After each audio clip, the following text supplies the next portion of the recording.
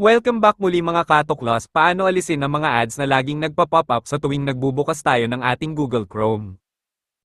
Sundan at panoorin mo ang video hanggang dulo, at bago po tayo mag-umpisa pakipindot naman po ng follow button dyan sa ibaba sa tabi ng aking pangalan at pakisubscribe naman kung kayo nanonood sa YouTube para updated kayo sa mga susunod kong mga video. Maraming salamat po.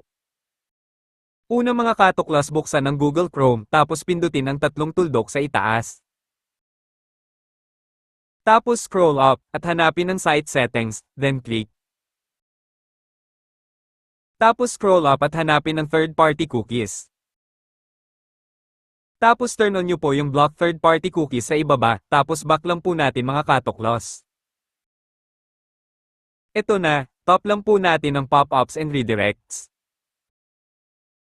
Tapos i-turn off nyo po yung button sa itaas, tapos back lang po tayo mga katuklas. Tapos pindutin ang intrusive ads, then turn off nyo lang po mga katuklas.